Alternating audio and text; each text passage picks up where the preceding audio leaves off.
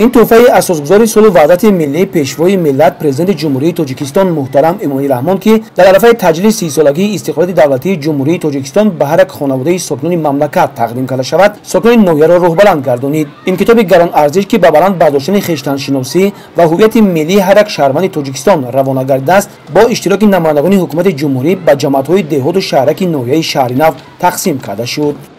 ما در تقسیمات این کتاب حاضر داریم و از تمام خلق ناحیه شهرنو مینداری خود را به اساسگذار صلح و وحدت ملی پیشوای ملت محترم امام علی رحمان پرزیدنت ما میرسانیم که این کتاب تاریخی را به ما رسانیدن و تحفه نمودند و البته از خواندن این کتاب ما فرهنگی بای ملت خودمان را درک نموده از خودشناسی و خویشتنشناسی آگاه میشویم. نمایندگان جماعت و دهات کتاب‌های دست شده را اولا به کهنسال‌ترین ساکنان شهرک و دهات رسانیدند. این اقدام خردمندانه پیشوای ملت مردم نویه شهرنو را خیلی شاد گردانیده. آنها ابراز داشتند که فرزندان ما و نسل نورز در نتیجه خواندن این کتاب از تاریخ گذشتگان خود آگاه گردیده با مهر وطن دوستانه و میهن پرستانه آینده در رشد تاجیکستان عزیز سهم ارزنده می‌گذارند. کتابی که از نشر برآمده است، کتاب تاجیکان بابا جان غفورов به شما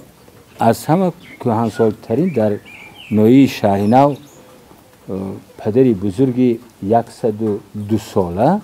کتاب را به شما از جانب جناب عالی تقدیم می‌کنیم.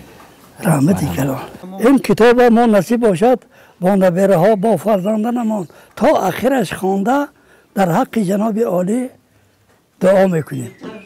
کتاب تاجیکان شاه اثر است که تاریخ خلق کهن بنیاد گذشتگان را بازگو نموده به جوانان درس متانت و خودشناسی می‌آموزاند. اقدام نجیب و معرفت پرورانه پیشوای معظم ملت بیشک برای در روحیه خود آگاهی و خودشناسی کامل به وای رسیدن نسل نورس مساعدت می‌نماید. فکر میکنم که این کتاب اکنون کتابی رو ایمیزی نه اینکه تنها مسابقه دار مهنت، کتابی رو ایمیزی مردمی تاجیکستان باید باشد و مضمون محتوای آن را ما باید که مخصوصا به نسل کلانسال که شاید که کتاب مطالعه کرده نمیتونند، به نسل نورس آن را ما بار دیگر بررسی کنیم تا اینکه نسل نورس نیز شوقمند شده این کتاب را مطالعه نمایند. و بسیار خوب است که آزمون فروغ صبح دانایی سال سوم است که در جمهوری راه اندازی کرده می شود و فکر میکنم که آینده